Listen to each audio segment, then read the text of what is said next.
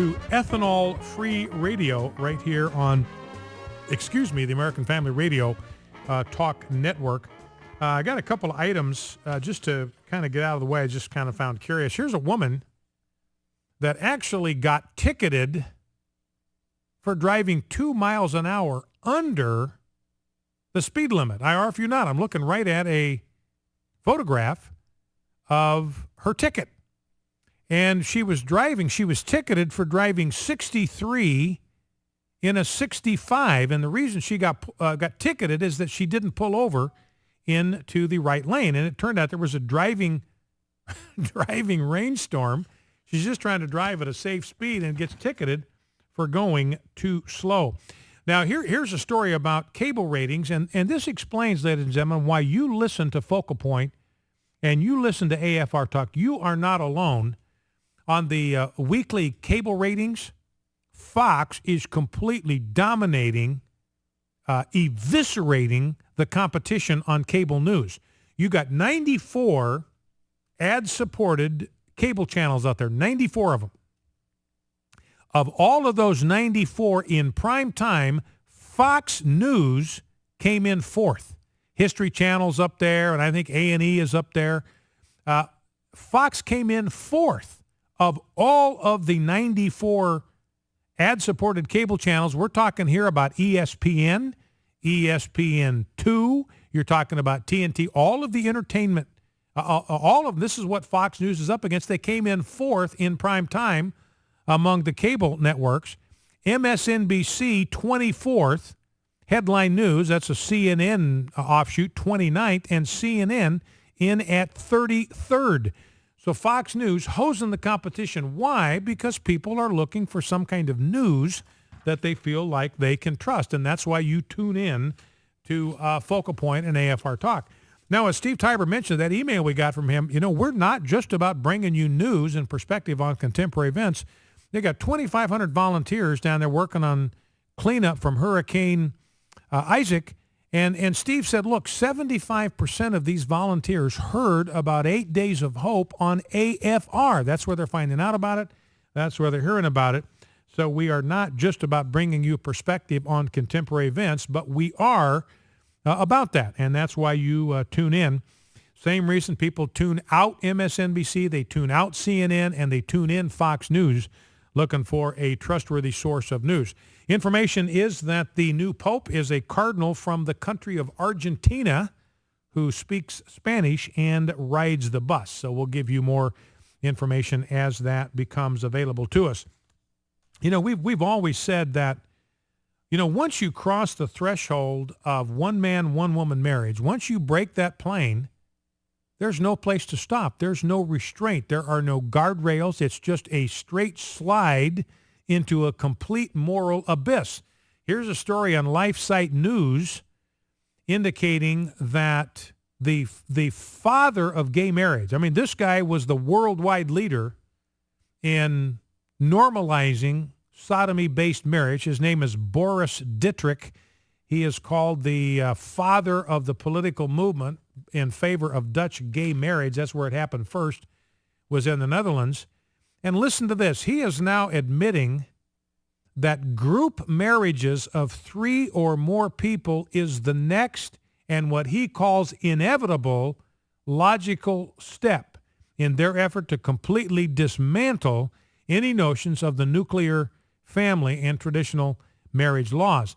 This is out of a video interview with YAG, which is a French online homosexual magazine. Dittrich is a former MP, a member of parliament, Dutch member of parliament, and a homosexual activist working for Human Rights Watch. Anytime you see the word human rights, you're looking at a homosexual activist organization. He related to this YAG the carefully laid out plan that established first public acceptance of legal civil partnerships, which in turn led inevitably to changing the definition of marriage. So he said, look, we deliberately started with civil partnerships. We knew that European culture wasn't ready for same-sex marriage. They were not ready to have the term marriage applied to the union of two people of the same sex. They weren't ready for it. We knew it. We recognized that. So we decided we'd just soften them up.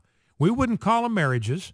We would call them civil unions or civil partnerships or domestic unions, whatever you want to call them. And we'd get those legitimized, and then people would get used to this idea of people of the same sex being in some kind of legal union, some kind of legal coupling, and then we could follow that up with same-sex marriage. So don't be fooled.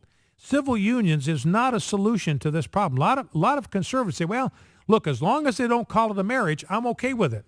But realize this is part of the strategy. It's a deliberate strategy to numb and desensitize the American people to the idea of two people of the same sex in an intimate union, that being normal, that being acceptable, that being legally recognized. The next step then, when they think the time is right, is to push homosexual marriage. Now, this whole business of group marriage, he says that's next. That's where we're going. That's what we're pushing for, is group marriage. And he realizes it's going to take a number of years. But realize, you think about group marriage. You think about 3 or 4 people all getting married, different genders and all that. You think it's just bizarre. That's just bizarre. Who would ever think of that? That can't be a marriage. There's no way that can be marriage. But don't forget, that's the way people used to think about homosexual marriage. I remember hearing James Dobson back in the 80s, and he was talking about this. The whole purpose here of the gay rights movement is to redefine the family.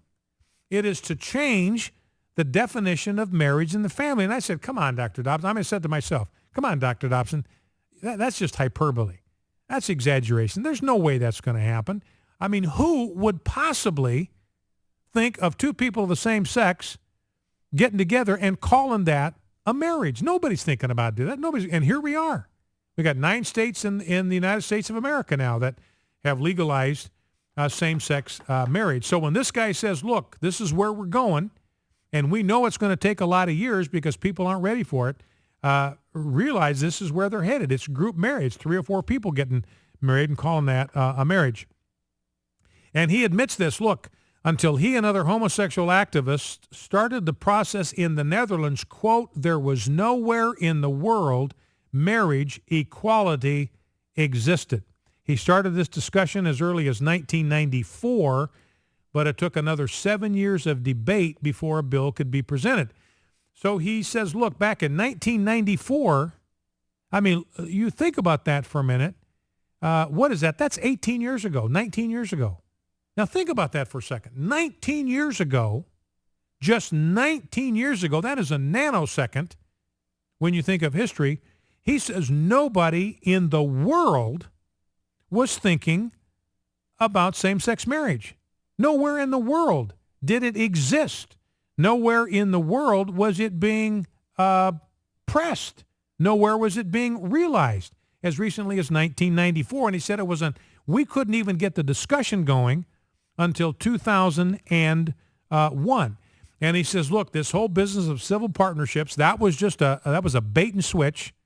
We got people to buy into that. We were headed towards same-sex marriage. They didn't know it. They thought we were going to be content with civil partnerships, but we weren't. He said this, we thought it might be psychologically better to first introduce registered partnerships once this was established in 1998. So I guess it was back up from 2001. But, I guess marriage they didn't introduce till 2001. Once civil partnerships, registered partnerships, was established in 1998, quote, people got used to the idea that 2 men or 2 women went to the municipality, had their relationship recognized by the law, and people called it a gay marriage. So people started using that term, even though that isn't what it was legally. It was a civil partnership. It wasn't a marriage. But they started thinking of these people as hooked up, and they even started loosely using the term gay marriage to refer to it. People got used to it, and then they closed the trap. And so that's where they're going. He's saying it's not even bigamy. It's not even polygamy. It's not marrying a child. Where they're heading is group marriage. So this is 3 or 4 people, all of them being married at one and the same time. Now, let's shift gears a little bit if we can, Amy. I want to drop down to clip number 8. Talk about healthcare just for a second, because